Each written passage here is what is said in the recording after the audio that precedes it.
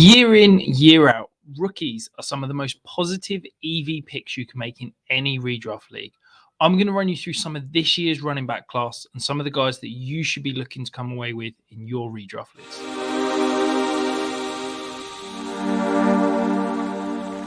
Hello and welcome to the Fantasy Sanctuary. That is right. I'm going to run you through some rookie running backs that you should be keeping an eye on in your redraft leagues.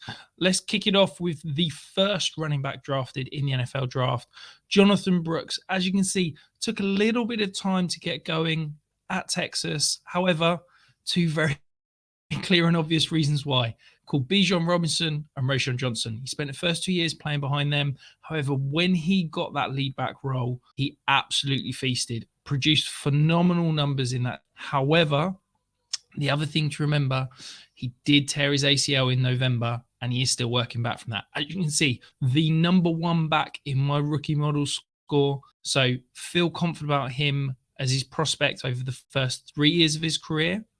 But if we're looking at what he's going to be doing now, and at the moment, he's clearly undervalued because there is that little bit of concern around when he will see the field. The story is they've said 3 to 4 weeks that he will probably be kept on the sideline. I'd be shocked if he's not on the pup to start the season. But let's be honest, you're not drafting Jonathan Brooks to be your running back 1 or 2 for the first 8 weeks of the year. You are looking for that second half of the season, that post-bye rookie bump, and that is when Jonathan Brooks could continue to feast. He's a glory hole running back. Tom's done a fantastic video exploring that and explaining why that can be. But in the 8th round, if you can add him as your second or potentially third running back in a slightly lighter running back build early, I think Jonathan Brooks has absolutely got league-winning potential as we get down the stretch towards the end of the season. Before we move on to some of the others, though, if you're here and you've not hit that subscribe button, go ahead and do it now. We are closing in on 3,000. And of course, we have got a massive giveaway when we hit that. $100 in cold hard cash, 12 months premium content for free, and a $25 voucher at our merchandise store. All you got to do, hit subscribe, and every comment you leave on any one of our videos is an entry into the draw. The next back we're going to talk about, though, Marshawn Lloyd. Up and down career with USC over this last year. As you can see, rookie model score's not phenomenal, 65.6, but lands in one of the most explosive offense in the league. I want as many pieces as this Packers offense as I can get. The Packers spent significant capital on him. He is a great complement to Josh Jacobs, but there is a world where Marshawn Lloyd starts to eat into that workload. The Packers paid Josh Jacobs significant money, but there's very little money guaranteed beyond this year. Josh Jacobs is on a prove-it deal.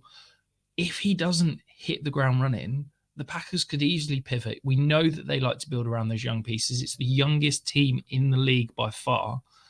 Marshawn Lloyd has got, again, league-winning potential, and he's got that contingent upside.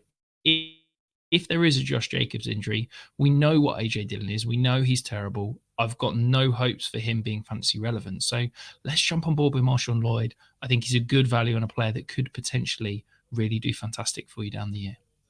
The next guy we're going to talk about is Kamani Vidal. I'm not the biggest prospect for me in terms of 36.7% in the rookie model. As you can say, had some decent college profile, but underlying numbers weren't phenomenal. Receiving numbers weren't phenomenal. And that's kind of where I'm looking in my rookie model. But we're looking for congested backfields, ambiguous backfields. Someone could come out. J.K. Dobbins, look, so far he looks great in camp. He looks fast. He looks healthy. But multiple knee injuries, coming off the Achilles, I don't think we can be convinced that J.K. Dobbins is going there. Gus Edwards quietly had off-season surgery and is yet to be fully up to speed. Someone in this backfield is going to kind of pop. The Chargers, we know they're going to run the ball significantly. They've invested in the offensive line again. We know Harbaugh wants to run the ball. So Kamani Vidal could potentially be that last round dart throw and has significant upside if Dobbins or Gus Edwards either get injured or struggle to start the season. Reminder, hit that comment, hit that subscribe, leave those comments and get yourself entered into our summer giveaway. Ray Davis, one of my favorite prospects in this year's class. Yes, he's had an incredibly long and storied college career playing for 3 different teams. If you've not read the story, go and check it out. But solid rookie model numbers. But why am I most excited about Ray Davis? Because he has the potential for some of those high value touches. He is a natural complement to James Cook. We know James Cook is great in the receiving game, but I think Ray Davis could get some goal line work. I think that this Bills offense is going to try to use Josh Allen less as that battering ram, as that runner. And the Bills have also significantly depleted their receiving core. So could they run more? I think Ray Davis has got the potential to be a 1B in this offense with the chance to see those high-level touches. And again, if there's any injury or any knock to James Cook, Ray Davis has got massive boom potential. And again, for those late round dart throws in your league, you're looking for young potential backs that are one injury away from a significant workload. And that is absolutely Ray Davis. The next guy we're going to talk about, though, Jalen Wright. He didn't flash in the rookie model, didn't look phenomenal, but there is one thing we know about Jalen Wright. He has got speed to burn. He ran a 4.3840 at 210 pounds. Look, this offense is one of the best rushing offenses in the league.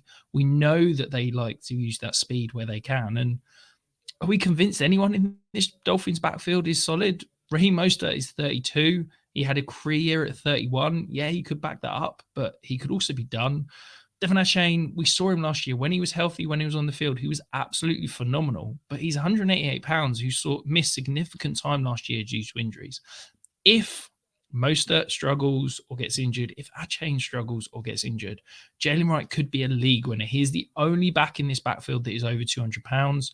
I think he could carry the rock and be a significant option. And again, late round dart throws, this is what you're looking for. You might not even have to draft him because realistically, someone's probably going to draft him and drop him week 1 or week 2 when they're looking for waiver wire moves. So yeah, love Jalen Wright as a guy that you can add, and there is significant contingent upside because we know that there's going to be enough rushing game in this offense to go around. If either Raheem Mostert or Achane miss any time, Jalen Wright could be a massive boom play. The final guy, though, and I think if you're taking into account cost to acquire across all of these guys, Rasheen Ali's my favorite. When he was healthy in college, he was phenomenal. The one knock on him, fumbled the ball a little bit too much. However, he lands in Baltimore. He has got a 3-down profile. We know that Derrick Henry is an absolute beast, and I'm very high on Derrick Henry this year.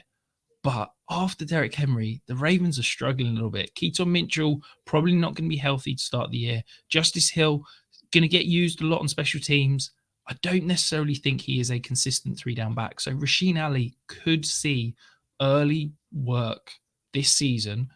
And if there's a Derrick Henry injury, he could be the only healthy back in this backfield. So for the cost to acquire, I love Rasheen Ali. And I think if you're looking for those last round dart throws or an early waiver pick, you can certainly go wrong. Do you disagree with any of these guys? Is there someone that I've missed? Let me know in the comments below. And of course, get yourself entered into that competition.